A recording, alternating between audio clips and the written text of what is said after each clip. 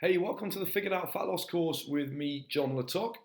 I have spent a lot of my life, the last 13 years, working in Guernsey, working in England, working in Thailand, and generally getting known as a fitness coach, doing all the things you would expect me to do, teaching people how to do exercises safely, how to lift weights, pushing them a little bit harder when they're doing their cardio, and so on. And if you're like me when I was a young coach, I believe that that was the way to get people to lose weight. If we get the fitness program right, then they will get in the shape that they want to get in. Unfortunately, I soon realized that that wasn't the case, and I started delving more into nutrition. And then that gets confusing. Why is it person A can follow the nutrition plan but person B can't? Or even how come person A and person B are both following the nutrition plan exactly the same, but one is getting great results and one is not? So I delved further and further into this rabbit hole and got into things like psychology and hormones and started to realize that we really do have to help people find an individualized approach if they're going to get the best results that they can. Along the way, we've had some fantastic results with ladies of all different sizes, shapes, ages, backgrounds, jobs. Some had kids, some hadn't, some were younger, some were older, some worked in groups, some worked as individuals, but we have been able to get really, really great results. And that has helped with this learning process of how do we get great results for everybody who comes through our doors or we work with online. Unfortunately, of course, there are many people still struggling, and I'm guessing the fact that you're here now listening to me, you are one of those people. So bear with me, and I will explain to you exactly how we are going to pull you out of this hole. So some of the things that we keep hearing from people who haven't got results are things like, I keep gaining weight no matter how hard I try. You know, it can be very frustrating when people think you're not trying, when actually you are working hard in the gym, you're trying hard with your diet, but you're just not getting anywhere. Another thing we hear is, I literally get fat if I smell a carb. There's a lot of confusion, a lot of misdirection around carbohydrate intake, proteins and fats, and what percentages should I eat, the macronutrients, and it is literally mind-blowing. And it's tempting to think that you have to cut out certain food groups when the reality is that you do not. Another one is, I try to work out, but I just feel useless half the time. Again, we are going to talk in detail about the female cycle and why feeling useless, as you may term it, in the gym for literally 50% of the sessions that you're in there is actually a very common thing, and it is tied to your cycle in most cases. It is not you being lazy. It is not you being useless. It is just the way things work around your personal cycle.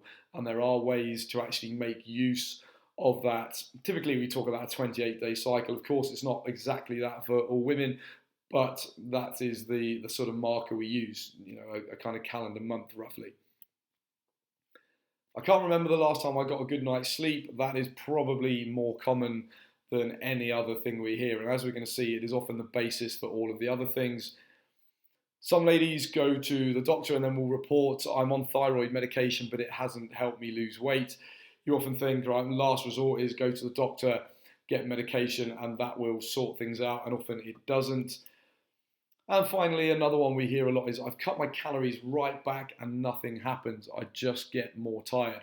And that can be a vicious circle where, because you're not losing body fat, you then try and cut calories even more, and it just becomes this sort of miserable existence. And we do not want you to live that way. It's really unnecessary. And over the time on this course, we will show you what is actually required around sort of food and nutrition and everything else. So common problems that we see are unexplained weight gain, struggle street, as I often refer to it, every time you work out. We know that workouts need to be hard. They will be difficult at times, but it shouldn't feel like every single minute in the gym is a drag and you feel weak and lethargic. That's not how it's supposed to be. Stubborn fat around your stomach, anxiety for seemingly no reason. There's never really no reason. There's always a reason behind anxiety. It might be hidden, it might be obvious, but anxiety rarely just pops up for absolutely no reason, if ever. Low libido or sex drive, hair loss, vaginal dryness, brain fog, joint inflammation and pain. These are all things that are going on in more people than you would think. Okay, again, I want to stress that it is not just you. These are very, very common things, but they're things that not many people talk about because maybe they're embarrassed, They think it means that they're sort of a less of a woman, less of a person compared to all these perfect Instagram influencers. And it's really not the case. But what is the case is that we can deal with these things, and we need to deal with them if you're going to experience a happier life ultimately. We talk about fat loss as the goal, but realistically, it's a means to an end. We want you to live a happier, more fun, more fulfilling life. What we also know is that all of those things are signs of a hormone imbalance. This is another term that's getting bandied around more, which is good in a way. It's good that we're drawing attention to this, but also it becomes a term that nobody really understands. It's like this mythical hormone imbalance, and we don't really know what it is. We know it's a problem, but we really have no clue what it is or what to do about it. So that little graphic on the side there is one of the reasons we often shy away from finding out more, because it seems very complicated. It seems to be something we need a science degree to understand. And that is one of the roles for me in this course, is to help you to understand this in simple terms, and most importantly, know what you personally need to do to actually get your system working in such a way that it delivers the results you want, the energy you want, the body shape you want, and so on. We also know that the driver of all of this, literally all the time, is stress. Now, stress is another word. Typically, when we utter that word, we start to think of this lady that we see on the screen here, got 1,000,001 jobs to do.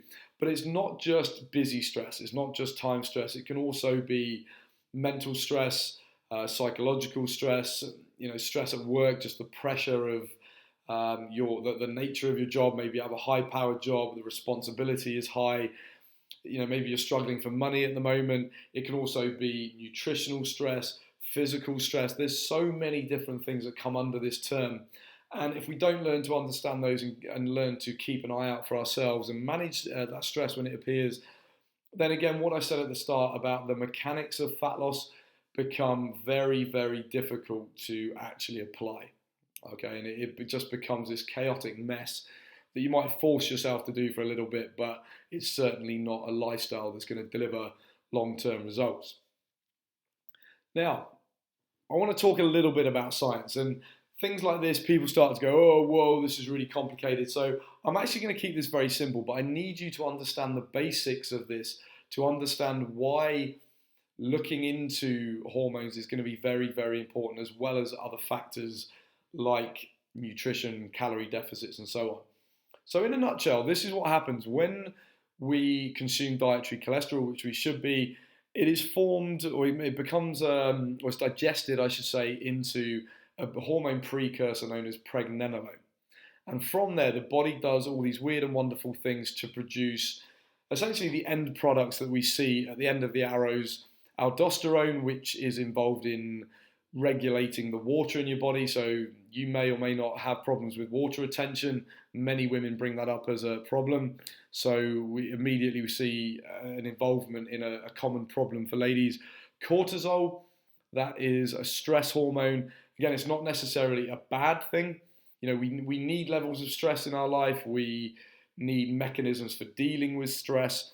And cortisol is part of what we call the fight or flight reaction. So when we are facing a stress, it fires up our system, fires up our physical abilities in various ways to enable us to deal with that stress. So it's definitely something we need in our body. But unfortunately, in this day and age where we're under loads of stress all the time, we start to experience excess cortisol, and that is when it starts to become a problem. On the other side, we see pregnenolone being involved in the formation of DHEA, and then it becomes ultimately testosterone and estrogen. And I'm sure you've heard of those terms. So we see the three pink boxes there. Those are different types of estrogen, but for now, we can essentially just put them under the estrogen category.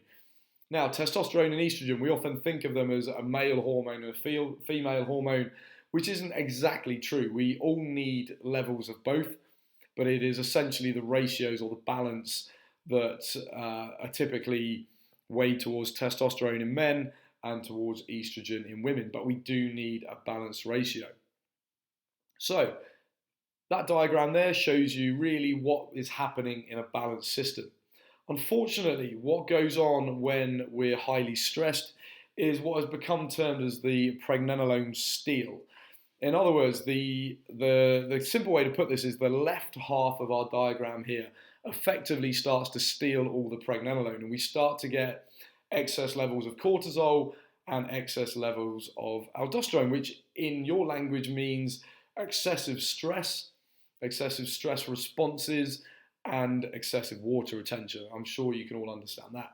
And then for the purpose of graphics, I've made the right-hand side a lot smaller. So we tend to get less production of those, what we term the sex hormones, which are super, super important. And not just for sex drive. They're involved in various things that just make us feel good as much as anything. So this is one of the fundamentals that we're going to look at, is why is this happening in your particular age, or is it happening? And if it is, why is it happening? If we fail to address this and we just keep talking about calories, for instance, or we start talking about positive thinking, they're important, as we're going to see, but they are not going to help you individualize your approach in the coming months. What we do know is basically that these things, when they're out of balance, effectively have all sorts of effects on the body, in particular the cortisol creating dis-ease. And I've deliberately written it like that, it's not a typo, to stress the fact that we often talk about disease and we think of things like leprosy, for instance, or cancer, these horrible things that mean there's a dysfunction in our body. But we can also just see it as dis-ease or unease, if you want to put it in another way. So things like the pancreas, the gut, and the liver, all these things that are super, super important for health and fat loss, we experience dis-ease in those areas. The pancreas is responsible for, it's a big part of what we call the insulin production in your body, and that's a hormone that's essentially regulates blood sugar. So if there's dis-ease in the pancreas, you're going to have problems with blood sugar, and ultimately you will likely experience it as extra body fat stored. It's not that simple, and there's other things going on, but in terms of what you see in your life and the things that you want to see less of, that is often what is presented. Dis-ease in the gut. Many, many people have irritable bowel syndrome. They have inflammation in the gut. They constantly feel like they need the toilet, or completely the other way, they only go to the toilet every 3 or 4 days, or even once a week. Like, that is not healthy and is very, very likely to cause many problems in your body, never mind just fat loss. But for the purpose of what we're talking here, we can focus on the fat loss. And also the liver. We hear a lot of talk about detoxification, people going on detox holidays and 5-day detoxes and detox teas all over Instagram and all this stuff, which really is complete tosh, it's complete rubbish. But the liver is important. The liver is your body's natural detoxifier. So if we look after the liver, if we don't give it excess work to do, then we will have, again, a healthy system, helps clear things out of your body. It will aid with health and energy, and directly and indirectly also affects fat loss. So we start to see why, if we're not dealing with stress, or if we're not identifying the effects it's having in your body, then this dis-ease will have knock-on effects, ultimately presenting itself as what you see in the mirror. Okay, but also it's not just about you seeing fat, it's also about the experience you're having day to day. So high blood pressure, closely linked to that cardiovascular disease. We spoke about water retention, fatigue. A lot of people are literally dragging themselves through their daily life, trying to support themselves with coffee and other stimulants. Some people taking it to the level of drugs and so on just to get through life. Anxiety, depression, gut dysfunction, and those diabetic conditions that we mentioned. So problems with blood sugar. Maybe you're getting that tested and the doctors run some tests and he said your blood sugar is too high, so we need to deal with that. Okay, there's ways that you can get that under control for yourself. We talk about difference type 2, type 1. I'm not going to get into that too much now, but ultimately if you have been diagnosed with type 2 conditions, it really is something that you can deal with 99.9% of the time simply by doing the things we're going to talk about in this course.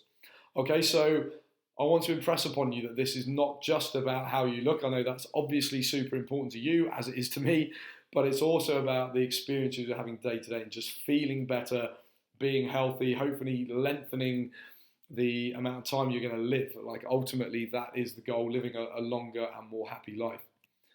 Unfortunately, what is often going on, the common responses actually make things worse. The response here, like the lady we see on screen, is I have to push myself harder in the gym, maybe I need to go to the gym more often, I need to start doing more cardio, I'm going to cut my calories even more. And those things actually just increase stress levels. And we've already spoken briefly about the effects cortisol can have. So it becomes this vicious circle of actually storing body fat, feeling worse about yourself, responding with punishment, driving yourself further into stress. And this literally goes on and on and on, often for your entire life. And we do not want that to happen. So things you might hear, it's all about calories in and calories out. Your favorite Insta influencer has probably come out with that one, mainly because they just don't understand. They don't know anything different. It's basically, if A can be less than B, you'll lose body fat. It's an easy sell. They can sell you on their program, make sure you're doing a super cool workout, burning 1,000,000 calories an hour. And one of the things we will explore in the course is why using exercise as your only way to lose body fat will never, ever, ever get you results. We're going to show you why that is the case. People grossly overestimate how many calories are burnt during exercise and then hope they can essentially eat what they want. And needless to say, it doesn't work. We then get quotes from someone who is accidentally in a calorie deficit, just focus on balancing your hormones. That's another thing. It's almost like it's not about calories. Simply balance your hormones and you will be super lean and look like a fitness model. Again, it is not true. Sometimes people will accidentally be in a calorie deficit. In other words, because they haven't ever counted calories, they've never focused on calories like that, they think it is not necessary. But the reality is they have found themselves in a calorie deficit because of the way they eat. So good for them. If they don't have to count calories or track anything, then brilliant. I'm not knocking them for that. But what I'm saying is these people often then don't see the importance of tracking calories and understanding calories for people who maybe do have balanced hormones. You can have balanced hormones and then be overeating and you won't lose body fat. So again, it is not as simple as being black or white or sitting in one camp like the just balance your hormones camp. And finally, we see the old talk show guru, you just have to be positive and think yourself thin. Well, again, yes, thoughts and feelings are very important. Positive thinking is useful, but it is certainly not going to deliver great results. Okay, you have to take action, you have to take the right action, the right level of action, the right degree of action, and suit everything to fit your lifestyle so that you're enjoying it, but also accomplish what we will talk about as the non-negotiables of fat loss. Okay, so again, you cannot get too hung up on one particular person and their methodologies because they are often simply telling you what worked for them and may well miss key components that are needed. An extension of that, unfortunately, is the medical profession. And they will typically, because they don't have time to talk you through the things I'm going to talk you through, they will basically go on a kind of all-out blitz on one particular thing. Attack number one may be on the sex hormones. So hormone replacement therapy has become more and more common. Obviously, it can be very useful in certain situations, which we'll get into. We don't have time right now, but it is, the sex hormones, as we saw from that graphic, are often like the end of this process, the end of this sort of hormone system. So very much dealing with the symptoms instead of the causes. Slightly below that, what can happen is we get thyroid dysfunction. The thyroid is not working particularly well, again, because of stress and cortisol in many, many cases. So attack number two is to take synthetic thyroid hormone.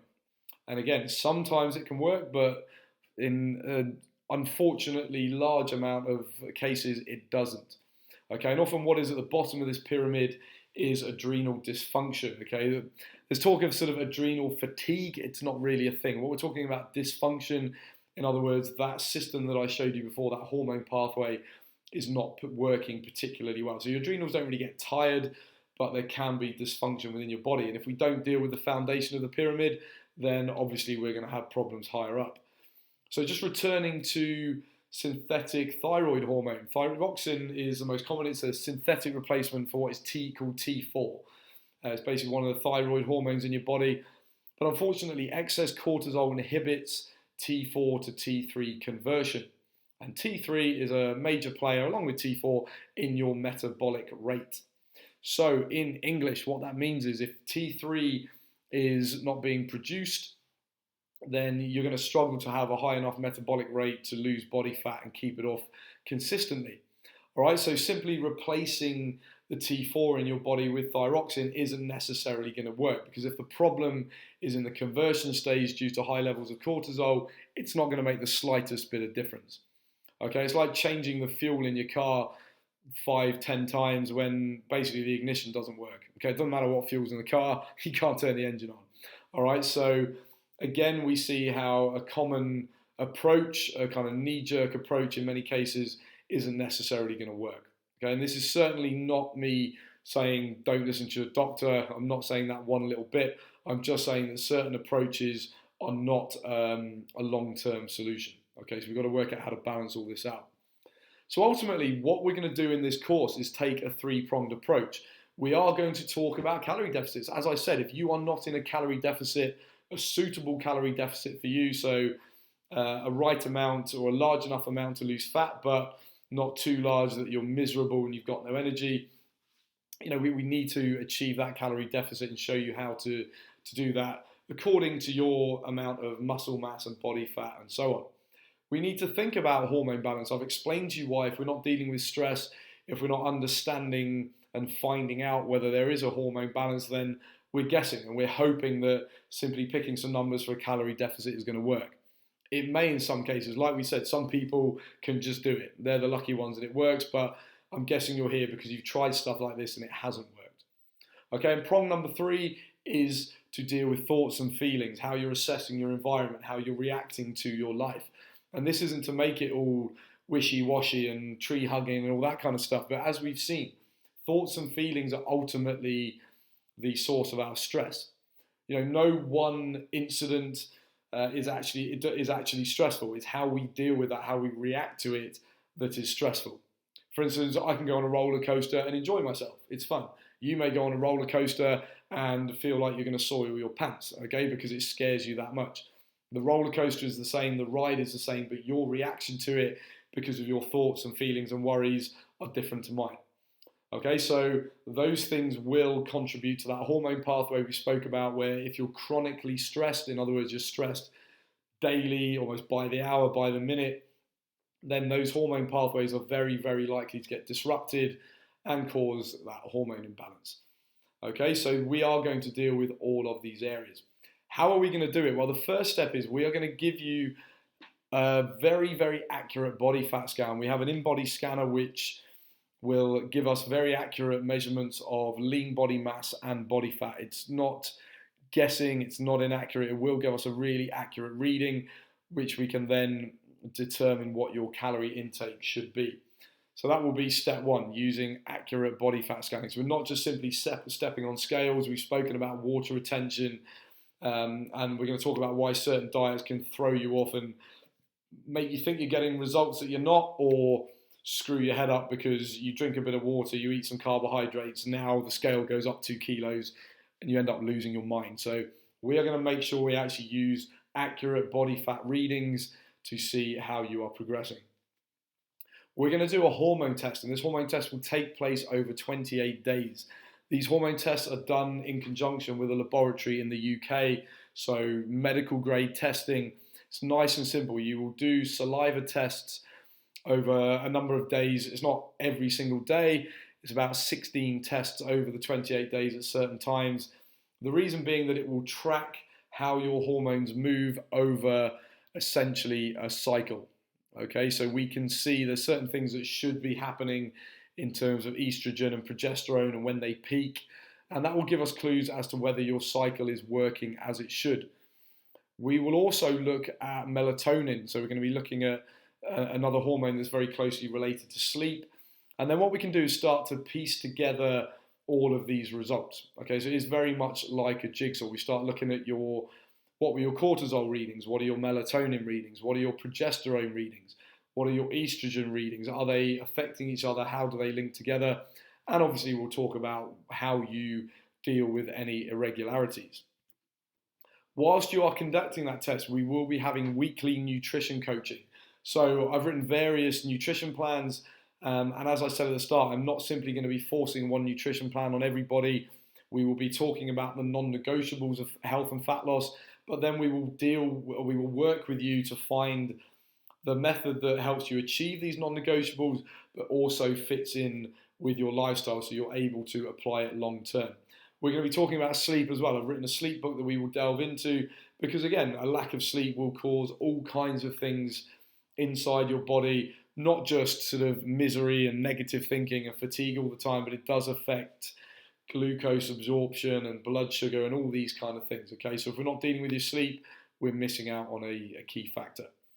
Okay, step 4, we'll be getting these test results in, and as I said, we'll be going into personal discussion about what is going on and how we deal with it. So typically, once we've sent those test tubes back to the lab, it's normally a sort of couple of weeks after. So around week 6, we should have your personal results in. What is it going to look like? Well, we will give you an actual printout and we will talk you through your results. So this is just an example taken off the laboratory's website, where you can see in the top right-hand corner, we've got your progesterone. So it will give you a sample of kind of where or how your hormone levels should move over the 28-day cycle. And as you can see there, for instance, day 1, you'll see that this lady's progesterone was much, much higher than we would have expected. Okay, so it's outside the range. And it's our first clue that something is not quite right and needs dealing with. We can then start to look down at the estrogen distribution over the course of the cycle. Are there any outstanding or extraordinary results there? And again, really, we should see one peak of estrogen levels in that cycle. This lady is showing 3. So again, there is something a little bit off there. You'll see other things on that screen like testosterone. Again, we will see whether that is in the normal range.